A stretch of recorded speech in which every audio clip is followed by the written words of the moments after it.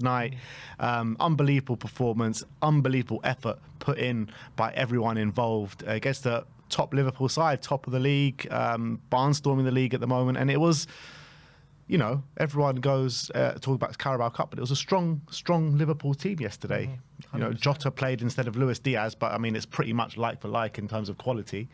Salah was there on the right wing for them. Van Dijk was playing at the back. You know, they had Alisson was playing in goal. They had their first strong team out there. They clearly wanted to win last night. They clearly wanted to take something back to Anfield, but Spurs said no. Spurs said no. Lucas Bergvall said no, and not tonight. Not tonight, man. And it's just like this. You're looking at the cups at the moment. The Carabao Cup, Man City dispatched of, Manchester United dispatched of, and now advantage Tottenham against Liverpool, the best of the lot, the best team in the country, potentially in Europe right now. We're looking at their Champions League form as well. Advantage Spurs in the Carabao Cup. It was a gargantuan effort, I think, last night. You could see when the final whistle went how the players dropped to their knees. I think a lot of the players, I think Solanke just completely dropped to the floor yesterday with just exhaustion, and what was an incredible effort he put in. You know the way, obviously we'll talk about the goals and the game, but you know the way he was still running up until the 90th minute, battling for every single second ball. I think they really put in a massive shift. They really dug in deep, and look, they got the result. I think that the effort deserved, and I thought it was a fantastic game. I thought it was a really interesting game of football, and I thought Spurs really put everything into it, and there were some massive performances, some coming of age performances, some debuts. It had it all yesterday, and it was some bit of controversy as well. We'll get into it all, but it was a brilliant day, and look, it was probably as good as we could have expected yesterday, given the circumstances going into the game. You know what? It was as good as we could have expected yesterday with how we were feeling coming into the game. However, at the full-time whistle, at the final whistle, I was kind of feeling we could have done more in that game, actually. We could have taken more goals. We actually could have gone to Anfield with a bit more of a buffer. That's how well we played. We played brilliantly, and obviously, given the fact that Porro misses that chance, Solanke has that goal ruled out from offside, there's a bit of you thinking, could we have gotten that second goal? We had possibilities, but I think, look, you got to take the 1-0. Going into the second leg, we're going to have players back. I'm now hearing that if we make a new signing, because they weren't registered for the first leg, they can't play in the second leg. I don't know if that's true, but I'll get confirmation on that if anyone in the chat will know. But that would be a shame. So maybe any new signings can't play. But obviously we will have players back for that second leg, especially some defenders. Charlatan probably as well. Suspended boys as well. Suspended boys. So it gives us a much better fighting chance. And look, we saw, I guess we'll get into what we think of the second leg later, but we saw Man United get a draw there just before we played them. So it's not impossible to go there and get a result. Yeah, absolutely. I mean, you're looking at the first half. Well, first of all, the lineup that we played. I was very happy when I saw the lineup. Lucas Bergvall starting, because I didn't think he would actually go with Lucas, because just an 18-year-old. And look, he's played very well. He's completely deserved his chance, no doubt about it. But I just thought he'd go for more experience in the middle of the park. And credit to Ange Postecoglou for putting Lucas Bergvall in there, because he deserved it and he flourished. He absolutely flourished in that game. And I thought as the game wore on, he was just getting better and better, more confident, nicking the ball off Alisson, putting the ball in the back of the net. Yeah, maybe he could have got sent off as well. Well, he probably should have got sent off for a double booking. However, the first one probably wasn't a booking. But what a performance from Lucas Bergvall yesterday. But you're looking at the first half in terms of chances. You know, there was one big chance to them, one big chance to us. I thought we had the better of the chance with Dragoshin, forcing Alisson into a good save. Maybe he should have done a bit better with the header. What was their big chance? I don't remember it. Yeah, I'm not sure but the stats say they had a big chance. But I thought the first half was very pensive, wasn't it? Very tight game. Yeah. I thought both teams were probably as good as each other. But because I thought we had the better chance of the game, I thought we might have just edged that first half. Yeah, I think it was a very close game. I thought we started really well, pressing high. I thought we were winning the ball back in some really good positions without really making the most of it on a number of occasions. I thought, we were so aggressive, we were getting in their faces. And then, obviously, we had that corner, and obviously, look, Bentancur goes down. It was a weird situation, and there was a bit of eerie feeling. Obviously, during that period, he was down for about 10 minutes, clearly out cold, and everyone was kind of fearing the worst at that point. Luckily, it seems he's okay for the moment. Obviously, he went to hospital after. Did give an update after the game with a smiling face with his partner. So seems as though it's not something too serious at the moment. But look, we don't know everything. I was watching a great video actually. From a doctor who did like a breakdown of the incident. You know, people giving all because there's a lot of people on social media, in my opinion, very stupidly giving a lot of different theories about what could have happened in terms of, you know, well, was he with his jaw and all these different things. But the doctor, I watched a breakdown from the doctor who did a breakdown of the incident. He said it's pretty clear what happened. He said there shouldn't really be any controversy. It's pretty clear that when he went for the header, he fell in a very awkward situation and his arm didn't break his fall and his head completely smacked the ground. And it caused a concussion, and that probably knocked him out. That's all that really happened yesterday. I don't think there's anything more to say. That was his professional opinion. Obviously, it's not foolproof. Maybe there was something before, but he said from what he could see, he also analysed the images before and didn't see anything particularly out of the ordinary, in his opinion. So he thought it was just a concussion, and that would rule him out for about a week. Obviously, if that is the case.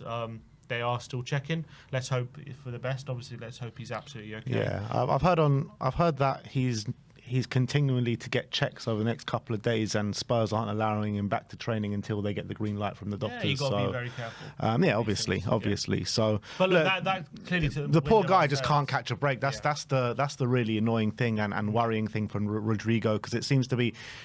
Long injury, comes back, Matty Cash takes him out, and then, you know, he's out for ages again, comes back, suspension after suspension. Well, he came back first day of the season, got a concussion, didn't he, that's Leicester. true as well. So, first I mean, day of the season, the guy just can't catch a break. 7-game suspension, then comes back, gets another 1-game suspension, rules about Newcastle, and now he's got this. So, yeah, he can't really get any momentum in his game. I feel for him. I think this season we've seen glimpses of him getting back to his best, but he just can't seem to be available for long enough at the moment. Look, let's hope he's okay. We're obviously wishing him the best, and let's hope he makes a full recovery as quickly as possible. But obviously that moment I know it was only 5 minutes in, but did kind of take the momentum away from Tottenham a bit after a really strong start. It was 5 minutes in he went off, wasn't it? Yeah, but it was quite a strong 5 minutes from Spurs, obviously, but it did take the wind out of ourselves a bit, and it became a very kind of bitty game in that first half. There wasn't really much between the two sides. I think both teams kept each other at arm's length, I would say. I mean, the chance I remember for Liverpool was there was a shot on the edge of the box from Salah which went wide. Gakpo had an effort which he cut inside. Again, it was from a tight angle. I'm trying to remember this big chance. I don't remember off the top of my head. I don't know who would have had it.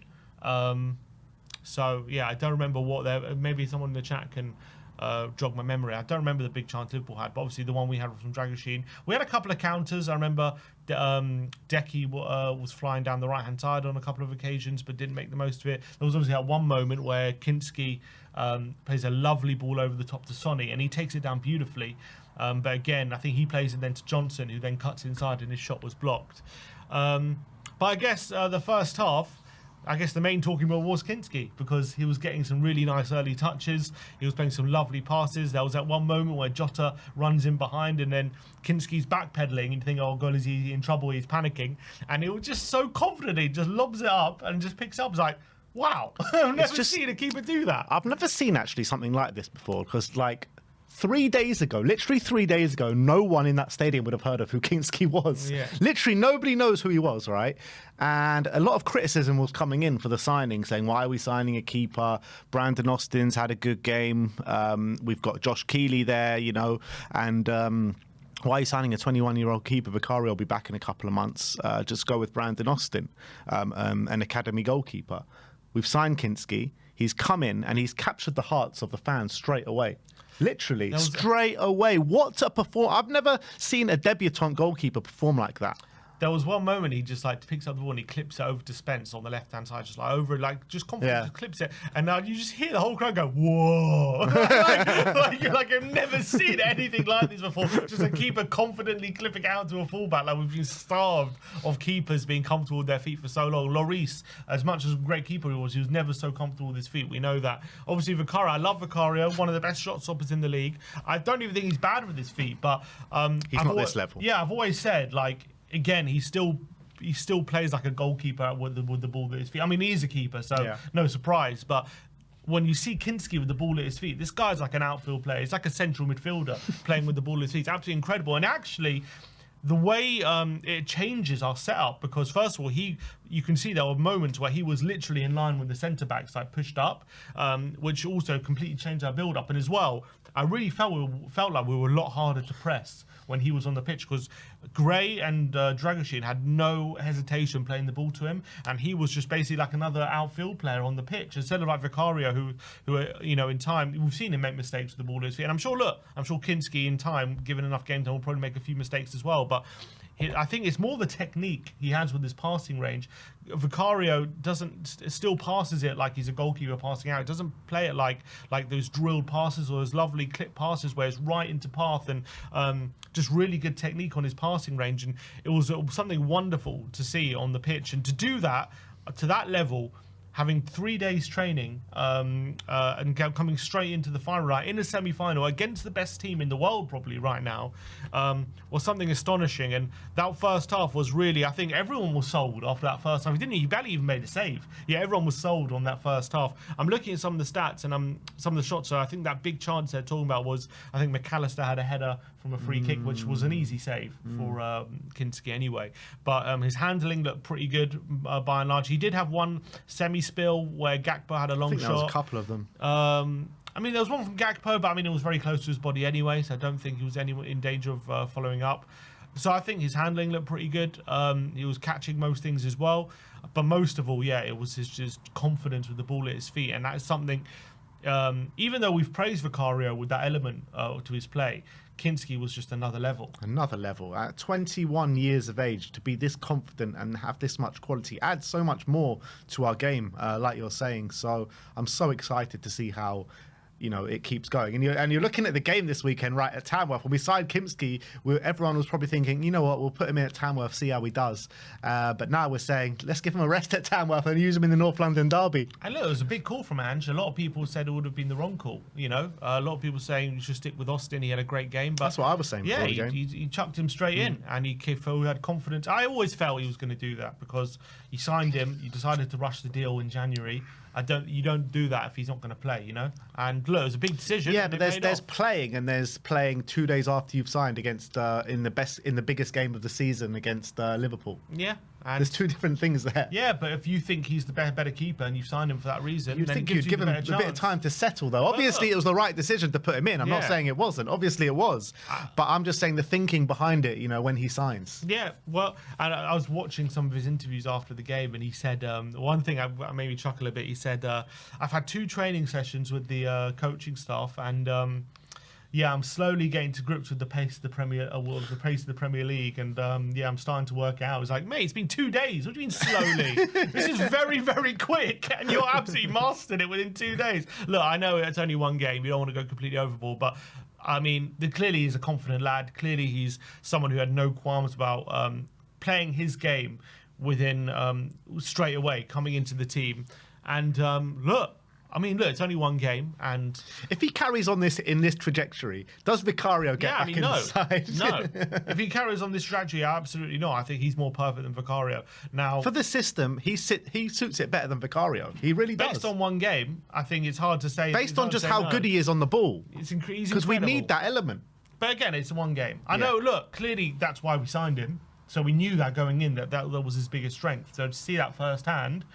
I'm not saying it's not a surprise. It probably is a surprise to see him do it to this level straight away, but it's not a surprise to see that this has been his strength. That's for sure. But obviously, look, being a goalkeeper at this level, there's more to it. We know Vicario is one of the best shot stoppers, I think, in the league at the moment. I think he's incredible, that element.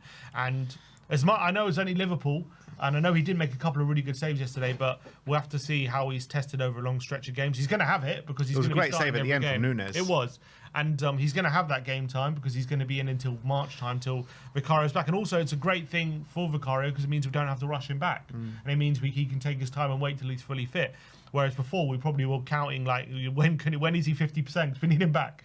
But yeah, look, brilliant debut. And Yeah, I thought the first half. Anyway, we're still on the first half. That was probably the shining light, was just seeing him into the team and how confident he looked. Yeah, absolutely. And halftime comes, and I think for the first time in ages, I'm sitting there thinking, oh, we don't actually need any changes at half time. We're doing all right here. We're doing all right. And second half comes. Just defensively, we looked assured. We just looked calm, measured, assured. No erratic behaviour. I thought Dragoshin and Gray were marshalling the line really well. Spence was dealing with Salah. Pedro Porro, I think they did get in that side a couple of times, but I think Pedro, what he was giving us on the ball as well, was absolutely brilliant. And obviously the 2 goals that we scored, the offside one and the Bergval's goal, both came from Pedro Porro. Unbelievable ball-playing ability round the back. The first one, I thought, Solanke's so unfortunate to just drift a tiny slither offside. It was such a tight call, wasn't it? Such a tight call. Yeah, it was very close. Obviously, before that, we had that chance where Bergval closes down Alisson. He closed him down twice, actually. And how you saw Postecoglou doing his best, Pep impression at that point, falling down to his knees at a missed chance. I think he knew at that point. Is that Porro's miss? Yeah. Porro, he's got to score that. It was a big moment in the game. It could have been a costly moment, really, if we obviously don't get the winner. But at that point, obviously, Bergval, that goes from the fearlessness to running from Bergval, the high pressing that Ange instills in this team, never stop running. And Bergval just went hell for leather at Alisson. But what was great was he obviously went for the first one, just misses it. But Alisson, for some reason, doesn't quickly get rid of it. He just dawdles again. And Bergval doesn't give up. Tenacious, man. Yeah, he just doesn't give up. Tenacious, Bergval. And he wins it again. It wasn't. If you actually watch it back, it's not a mishit pass from Alisson. Under pressure, it's Bergval nipping in and actually winning that ball. Falls to Porro. His first shot was blocked, and then falls to Bergval. And by the way, brilliant composure in that moment from Bergval, just to slip Porro in at that for the one-on-one chance. Because I think a lot of players in that position maybe panic and go for the shot themselves or pick the wrong thing, or even get the pass wrong. But he just slips it straight into Porro. And yeah, Porro. I think the dink was the right decision in terms of the finish, but just got it wrong. Execution was just all wrong. Could have pulled it back, I guess, for Solanke. But I think the finish was the right thing. With the quality that he has, in that position, you back Porro to score 9 times out of 10. That's the reality. And it's just unfortunate he screwed it just wide. It was a poor finish, but a right idea, in my opinion. And you're looking at Bergval's performance, I think that was pretty much the perfect display from him. Pretty much. Perfect midfield display. Perfect midfield. He was tenacious in the middle. He was aggressive. He was winning the ball back. He was creative. And obviously he got the goal as well. So, I mean, what more can we ask for Lucas Bergval yesterday? What was also amazing is the fact that obviously because Bentancur went off, we had no midfielder. So we knew he was going to play 90 minutes in that game. As long as he could stay on the pitch, that was. And thankfully he did. But we knew he was going to play 90 minutes. And he just didn't look like he was getting tired. I mean, I'm sure he was, but he looked like, again, he's got unbelievable capacity to run. He looks like he's got unbelievable stamina. He looks like a real physical specimen. And yeah, he's got quality, he's got passion, he's got aggression. And I thought yesterday was definitely his best performance in Tottenham shirt. By far. Even against Southampton, I thought in that game, I thought he was all right, but I thought it's still playing within himself a bit. But yesterday, he really came to life. He really showed what he can do. He really took authority on the pitch. And maybe it's because he needed to with the absentees we had and knowing that it was all kind of, we were very reliant on him yesterday, and he really thrived under that pressure. And to do that 18 in a semi-final against Liverpool on such a big occasion, exceptional. Yeah, it really is. And you're looking back to the summer business now. We're all saying how poor the summer business was, because Gray and Bergval weren't getting too much of a look in. But now the injuries have kind of opened up a gap for these 2 guys to get consistent minutes now, and they're really flourishing, aren't they? Both of them. Archie Gray continues to amaze us with these centre-back performances week in, week out. This time, he's got Salah on that side. He's got to deal with Jota. I mean, he's got to deal with some of the best players in the world, and he's doing it with just no sort of fuss whatsoever, calm, composed, just goes about his business in like it's normal. This is not normal what we're seeing from Archie Gray. Definitely an 18-year-old at centre mid doing what he's doing, along with Lucas Bergval, 2 18-year-old kids. just strutting their stuff and calmly beating the best team in Europe right now. Yeah, absolutely. And I thought the confidence as well, that moment where he strode forward past like 2-3 Liverpool players and then played a beautiful ball the outside of his boot out wide to Decky as well, setting Tottenham on another attack. That moment like convinced me, like, no, I mean, I didn't need to convince him before that, but that moment really showed like what unbelievable ability this kid has, and he's going to be an astonishing midfielder once he gets playing in that position. But to do that, playing at centre back again on that occasion, to have the confidence to stride out at the back of them and have the quality to play that ball out wide as well, it's absolutely brilliant. And look, they kept him and Radu keeping a clean sheet on that occasion. Who would have thought going into that game we'll keep a clean sheet? No one. And I thought we probably deserved the clean sheet in the end. I know Liverpool had a couple of chances, but I thought in the end of the day, I mean, even the chances they had, they weren't like absolutely gilt edge. I thought they still had to work hard for those chances, and I thought by and large we defended impeccably. The whole unit was absolutely brilliant. Obviously, we had a bit of luck with Radu's goal line clearance, but again, if that goes in, that's a world-class goal from Trent. It's not like that's bad defending, but brilliant from Radu to clear off the line.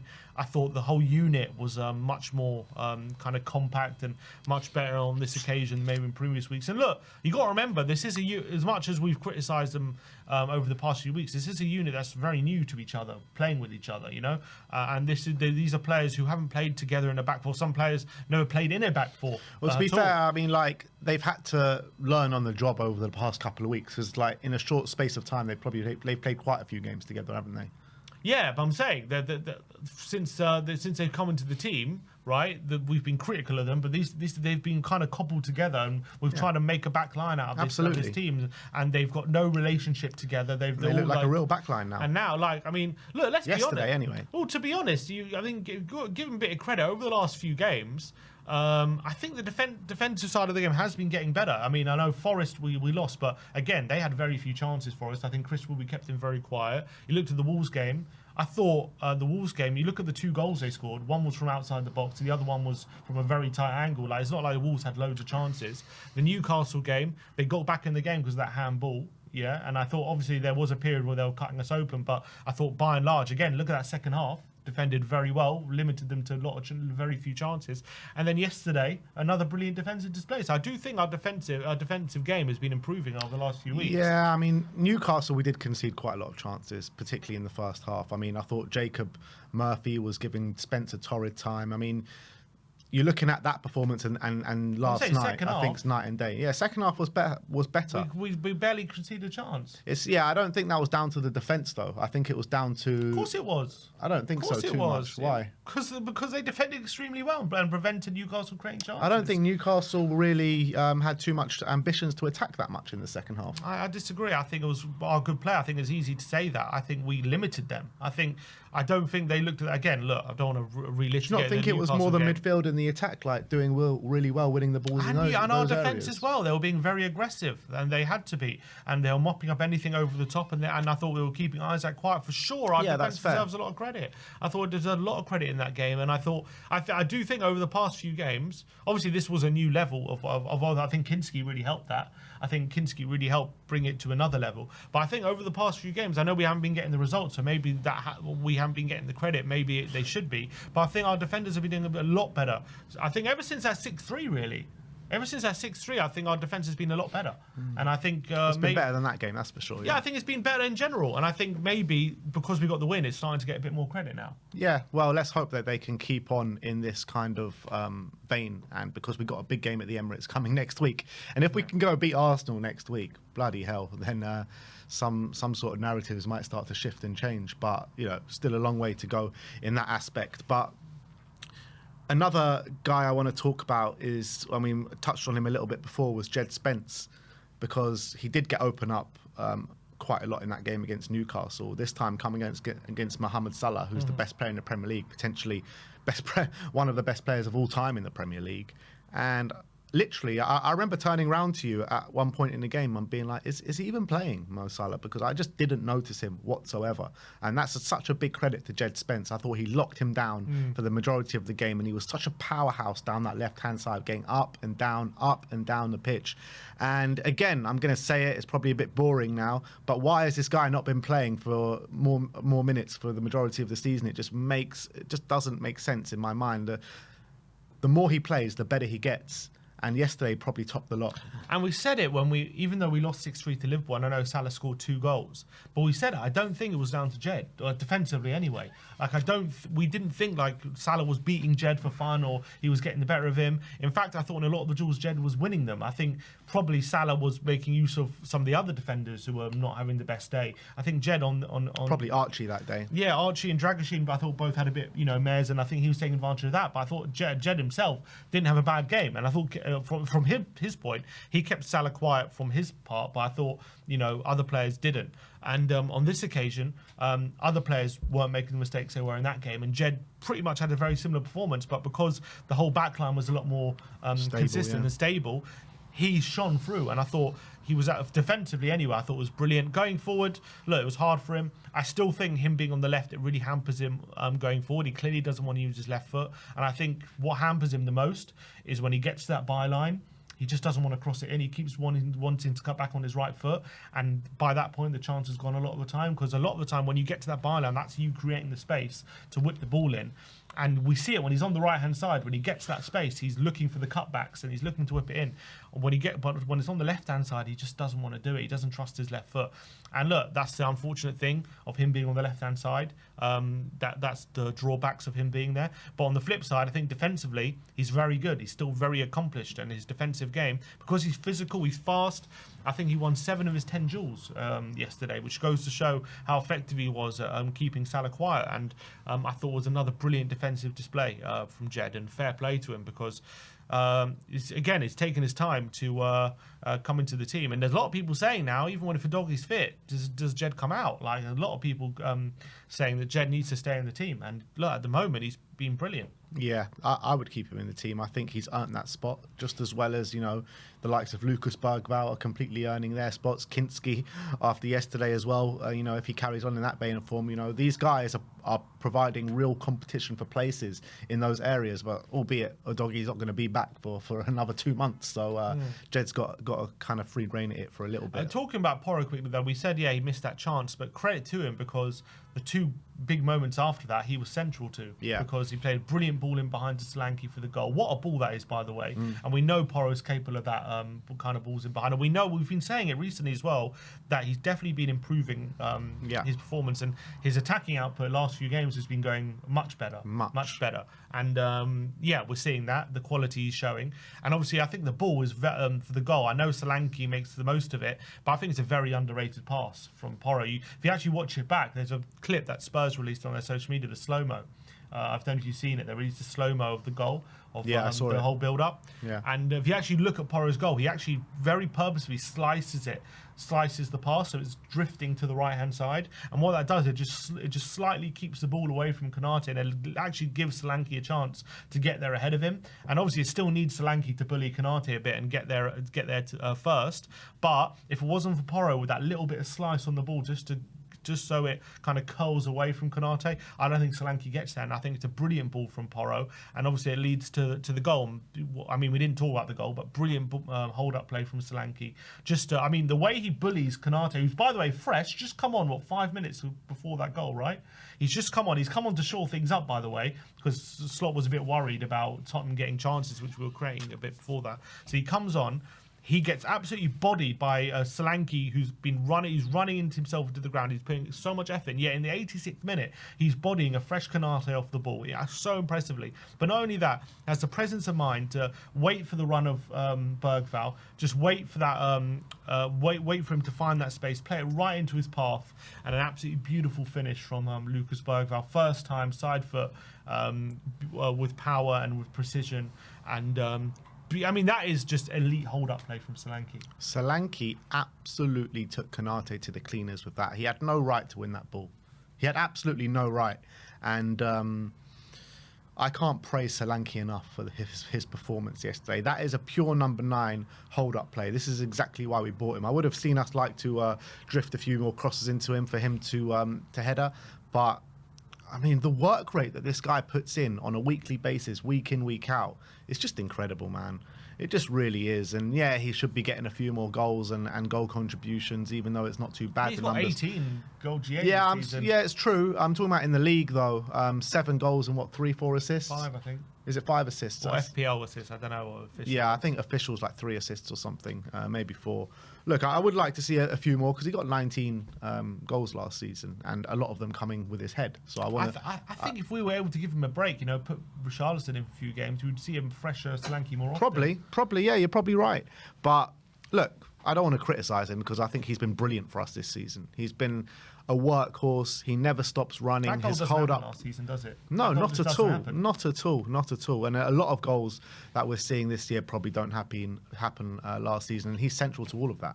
He's central to all of that. And he's been a brilliant signing for this football club. And by God, do we need to bring in help for him? Yeah. God, do we need to bring in help for him? Because we're risking just running him into the ground. That's the reality. With the work that he puts in, you see him more or less. You mentioned about how he just dropped to the ground at the end of the game. This happens every game. Yeah. This happens literally every game. So we need to bring in help. Ange says help is coming. And, all the rumours about Kolo Muani and Richarlison coming back as well. So hopefully help is just around the corner, but he needs it desperately. Definitely. Hopefully he gets a well-needed rest against Tamworth on the weekend. But, he's been doing. I think he's doing a monumental effort, and I think he's only going to get better. And I think if we do get a Muani and Richarlison can stay fit, I actually think you'll see a better Solanke for it. And I think second half of the season, I think his numbers would improve. He'll be sharper in front of goal. And look, the way he took that goal, that I know was offside, but the way he took it under pressure, Brilliant 1-on-1, finish. the way he got away from Van Dijk, and the way he just slid it under Alisson, brilliant. This is Van composure. Dijk, by the way, best defender in the Premier Well, I League. actually thought was having a really good game, Van Dijk, to be fair. And I thought Solanke did really well just to get anything out of him, because we know Van Dijk is one of the most dominant centre-backs in the league. But Solanke, obviously, he actually, it could have been sent off as well, Van Dijk, with a horrible challenge. You've watched it back. But I thought Solanke... Look, he gave him a tough ride. I thought Van Dijk was actually doing quite well up against Solanke, but I thought in those last 20 minutes, Solanke really came into it and started really troubling that back line. And he got rattled yesterday, Van Dijk. He did. He got absolutely rattled. At the end of the game, Bergvall goes up to him and shakes his hand, tries to shake his hand. He's next to the ref, and he doesn't want to shake his hand. He just wants to complain to the ref about trying to get Bergvall, said he should have been sent off, when the audacity of Van Dijk when he should have been sent off as well. And look, I granted Bergvall could have easily been sent off yesterday. Easily. That was a late challenge, but the referee waved play on. It's interesting. People are saying that Bergvall, that the referee played advantage. But actually, the referee, when the challenge happened, pointed at the ball, would suggest that he didn't play advantage. He just thought Bergvall got the ball. So that implies he got the decision wrong. However, when Slot spoke to the referee after the game, he claims that the referee said that he did play advantage, and because it wasn't a reckless challenge, you don't go back and book the player if the advantage is being played and the challenge isn't reckless. But I mean, either the referee made the wrong hand signal during the game, or either he did that, or he made the wrong call when or he just was mistaken when he was speaking to Slot, and he forgot that he actually play on. He said that it wasn't a foul. Either way, as well though, I don't think Bergvall should have been booked for the first challenge, because he doesn't make any contact with Diaz. I think Diaz goes over with minimal contact, or no contact, and I think it was a bit of a dive from Diaz. And you actually see at the time, I remember we were looking at it, and Ange was going very angry at the time that happened, because you could see that there was no contact. So I think it evened itself out on that front, in my opinion. So, like, for people saying, maybe it shouldn't have been yellow for the first one, but once it's given, you can't overdo. You can't just not give him a second yellow for that, and you can't just say it evens itself out, because that first yellow becomes irrelevant when that second yellow happens. But they're kind of just saying it's okay for Spurs to be screwed over, but not Liverpool, essentially. That's what they're kind of saying when they give that argument. So for me, I've got no sympathy for Liverpool in that incident. They shouldn't have been booked for the first one, so the fact it wasn't booked for the second one when it should have been booked and it could have been sent off, I've got no sympathy for that. And you know what? For all Liverpool fans looking for sympathy, just go and watch the first few minutes of the Champions League final back in 2019. First 25 seconds. First 25 seconds, exactly. So you ain't getting no sympathy from Spurs fans, that's for sure. A decade of those kind of decisions. You know what I mean? You know what I mean? But look, to be fair to Slot, he was very. I thought he gave a very good interview after the game, and he said, "Look, Tottenham got a bad decision on the weekend, and today they got lucky with it, so it evens itself out." And he said, "I'm not going to complain about it." So fair play to Slot for that. Van Dijk didn't say that though. No, I really like Slot. I think he's a really good manager. He's dignified.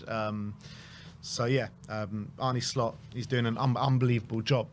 But look, you got to give so much praise to the team, to the manager, how they dug deep. You know, obviously, I've seen a lot of people in the comments saying, "Ben, are you Ange in? Are you Ange out? What's going on?" Still Ange out, man. Still Ange out. Sack him tonight, eh? Because that's all I heard from Sim, and that's all I heard from Sean Butler after the game. Ange out, yeah, Ange out, Ange out. But look, I think you got to give praise where it's due, and like if I'm wrong on a situation, I'll always come on and admit I'm wrong.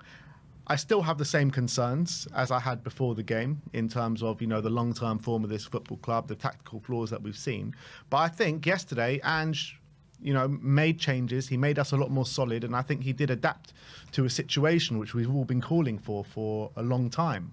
So as long as I see this happening, then I'll be happy to stick with it. If I said a few weeks ago I would sack Ange. I would sack Ange right now. But now we're 1-0 up in a Carabao Cup semi-final, and we've got to go to Anfield and potentially in a cup final. I think it's nuts to talk about sacking him right now. Now this game's happened. Yeah, completely agree. I think recently he has been adjusting. Unfortunately, we haven't been getting the results. I think he's tried different things. We know against Wolves we sat a bit deeper. Against Newcastle we had to change a few things, and I thought we put in a good performance. Like, I think he has been tweaking it. Unfortunately, if you don't get the results, you're not going to get the credit. And unfortunately, I think media narratives play a large part into how a lot of fans think, because all the media pundits and these experts and they'll say, oh, he doesn't adjust things, he just plays the same way and all this kind of stuff. And I think not saying you, but I think other fans, they just parrot that and they just copy what the media is saying, when I don't think it's true at all. I do think he's been changing it. I do think he's been trying to adjust, and unfortunately, because we haven't get the results, the same narrative plays out. Or he's not changing it and all this kind of stuff. I don't think it's true. I think he has been. And look, I think luckily for him on this occasion, he did get the result, and now he's getting the praise for doing the tweaks, when I do think he's been doing these tweaks all along, in my opinion. Look, where I'm at with it right now, everyone knows what my opinions have been for the past month. Me and Sim, you've seen us argue and have loads of discussions about it for a while now. So, you know, everyone's going to say I'm absolutely bipolar and I'm crazy. Well, Tottenham makes you that way, let's be honest. Tottenham does, but where I'm at with it right now after this game, you know, I don't think one game should be able to change your whole opinion on a situation. I don't think someone should be that easily swayed. However, now this has happened. Now this game has happened against a team of the quality of Liverpool. You have to give him, you know, fans that are Ange out, including myself, have to give him till the end of the season now to see how the second half End of the season. End of the season. I thought you were going to say second leg. No, end of the season, to see how this season progresses. Because not only could we be winning a Carabao Cup, you can't sack him after winning a Carabao Cup, can you? No, definitely not. I just thought you were going to say, like, if he got second leg. Because I think you were going to say. No, because I get to my reasoning now. It has to be till the end of the season now. It has to be, because not only are we in the Carabao Cup on its advantage to Spurs in the semi-final, we've got the FA Cup to come, and we've got Europa League to come, and basically pretty much all the reasons. That's what I've been saying. Yeah, 100%. But I think this Liverpool game has changed a lot for me, because I thought we were going to get absolutely schmeissed yesterday. And if we would have got schmeissed yesterday, I'd be sitting here with the same opinion that I had last week. Say to the camera, I'm fully Ange in. I'm Ange until the end of the season, and then I'm going to have to reassess it, because as much as, you know, all my opinions that I've had before this game are still valid and still stay. All of them. Apart from that I'm willing to sack him right now. That's the reality. I still have the same concerns. The same concerns are still there. And this is only one game. And I do feel like that we raise our game. We raise our game under Ange for the big games, and the smaller games, you know, we don't have this kind of same mentality. And I think that yesterday was another kind of showing of that. You look at the last 5 games that we've won, 4 out of 5 of them have all been like against big teams. Against the so-called smaller sides, we're not really turning up in these kind of games, and I think we're losing games that, you know, we've never lost before under any other manager. You know, the Ipswiches at home and that kind of stuff. So, look, my concerns are still there. I'm not like, you know, fully bought into what Ange, you know, the future under Ange. But right now we're in the Carabao Cup semi-final, one leg into the next, into the final. you have to stick with him. Yeah, I mean, I completely agree. You have to stick with him. I think you have to see how this plays out. And if there's still, as I've always said, and I think even more so after yesterday for sure, if there's a chance this project can work, you'll be stupid to throw it away. And especially at this point when you're midway through the season, everything's still open. And clearly, he's still got the players on side. I think clearly, look, the recruitment, there's very holistic approach with the recruitment. You can see that yesterday with Kinsky. You can see it's right into exactly how you want to play, and I think they've done a great job there at recruitment. I'm interested to see who else we bring in this month. Look, it's a big month ahead. We've got some obviously massive games. We've got the FA Cup. We've got some 2 big Europa League games coming up where Kinsky can't play in, by the way. 2 big Europa League games. We've got some big Premier League games, and we need to turn our form around in that. But look, it's still all to play for in our season, and I think Ange showed yesterday we can still turn our form around. We can pull out big performances, and I've always said he's got to have till the end of the season at least, and that's a necessity then. But in terms of like a long-term project under Ange and sticking with him for the long term, we need to see some consistency from in this second half of the season, in my opinion. Yeah, of course we do. Because otherwise, if we don't, we're going to be bottom half, and that's not good enough. So we need to have some sort of consistent results to get out of the situation we're in. I don't think there's like a formula, or like if you say to me, if we finish here or if we finish there, he should keep his job. I think it's all about the way we play and consistent results. I don't like in the league. I don't think it actually matters where we finish. We just need to see consistency and consistent good performances. Yeah, and I think it's important we get back into Europe one way or another. And if it means we're having to win a cup to do that, then so be it. But I think it is very important because I think this club needs European football, and I think it helps. I do think it helps. I know the amount of games has been a hindrance at times, but I do think a lot of these players has helped develop them and all these kind of things. So yeah, I think obviously look. As I've always said, I do think this team could be a good cup team. I don't see why not. The way we play, yes, we've faltered in the league at the moment, but there's no reason why we can't be a good cup team. We can blow teams away at times. We still play very good football. So, look, Europa League is still there for us. I really believe that. So, yeah, last night, I was just like...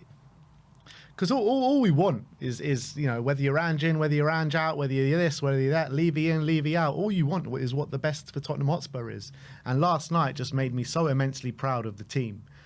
Immensely proud. And it was just such a great performance. And if Ange can produce those kind of performances, and with that kind of team on a consistent basis, then we're onto a good thing here. Yeah, absolutely. But it just needs to be consistent. We haven't seen that. That's what we haven't seen.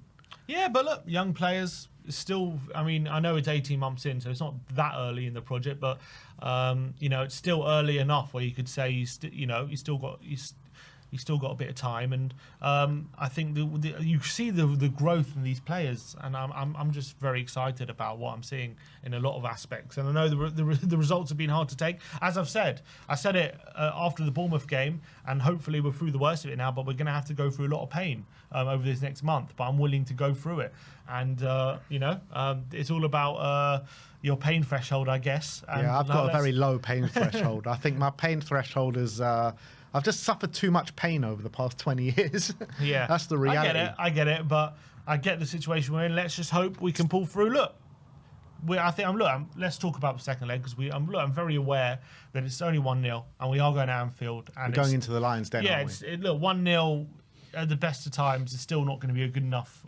result to keep Liverpool at bay, especially as well. Are they going to start the likes of Trent in the first leg? And are they, and I don't know what kind of momentum we're going to be in, what kind of momentum they're going to be in come the second leg. But it's Anfield. We've seen them be 3-0 down against Barcelona and win the second leg 4-0. We've seen them overcome the most incredible deficits. So by no means is this game over. By no means are we even favourites at this point still. I think everyone would still put Liverpool as favourites to go through even at this point. But the fact is, we've still given ourselves a fighting chance. And the fact is, we've seen Man United recently go there and draw. And we can we go there and just get a draw? I think that was what makes it so important, because I think going to Anfield and asking Spurs to win, if we would have been 0-0 yesterday, that probably is a step too far. I just can't see us going there and winning. But getting a draw, that's not impossible. But this is exactly the exact reason why I said I wouldn't take a draw in the game yesterday. because I don't think that Spurs, if we wanted to get into the final, we had to win yesterday. We had to win. And that's all I was saying, was that I can't take a draw because of that aspect. You know? Yeah, I don't disagree. I was just feared we were going to get battered, but luckily that didn't happen. It was quite the opposite, and it was a brilliant win. But obviously, if we would lost like 2-0 yesterday, then obviously you got absolutely zero chance, and obviously a draw is better than a heavy defeat. But yeah, look, we got the 1-0 win, and it was absolutely. It's a great. It was a great. I was win. speaking to someone at half time, and I said to him, look, I'm not taking a draw. I wouldn't have taken a draw before half time. They're like, are you mad? How can you not take a draw against this Liverpool side? And it was like, a draw. If we draw, we're not going through into the final. So we needed to win yesterday to give ourselves a fighting chance. I think we should have won the game by more than 1-0, which is, a massive source of frustration for me, because it makes that game at Anfield a lot harder, because a 1-0 advantage going to Anfield means any win for Liverpool. And yeah, exactly. Yeah. Which it either goes to penalties or we're out. So yeah, it's still a massive uphill task to go to the final at this point. If I offered you penalties right now, would I take it? I probably would. Yeah, I probably would as well. I probably would take penalties with Kinsky in the form he's in. Come on, I'm taking pens. Yeah, but yeah, look, it's going to be one hell of a night. But you know what? We went to the Etihad last season with all these injuries. We had Emerson and Davies at centre back, and we took a 3-3 draw. Yeah, as I said in the post match game, it very much reminded me of that Champions League against City. Well, we won 1-0 in that first leg. You remember, they missed a pen, and we cobbled together a team. Like Wanyama was on his last legs, and I think we lost Harry Kane right at the beginning of the game as well. Yeah, it was very similar. We just needed someone to step up, and we just needed to keep it tight, and we just got that win somehow. Son right at the end got a goal, and we took a lead. We knew we had to take something to the Etihad, and then the Etihad just chaos ensued, and obviously we went through just by hook or by crook. There's just something about we need just chaos to ensue at Anfield. I do think we're going to do it. I just think there's something about Spurs in this tournament this year. We just seem to find a way at the moment. Man City, Manchester United, Liverpool. Coventry, go back to Coventry. Coventry as well. Goals. Spence right at the end comes on and saves our blushes. Johnson 90th minute. Like, we've just found a way in this tournament so far, and maybe it's written in the stars. But, I mean, the prospect of a Spurs-Newcastle final would be something quite special. What a final that would be if that ever happened. I know we're getting ahead of ourselves, but what a final that would be. Let's talk about that at the end of the game in a month's time, because I don't want to tempt fate, but I do think we're going to do it. And look, it's a daunting task going to Anfield and expecting not to lose. But Ange always wins something in his second year. So he's been consistent on. Let's see what we can do. I'm confident.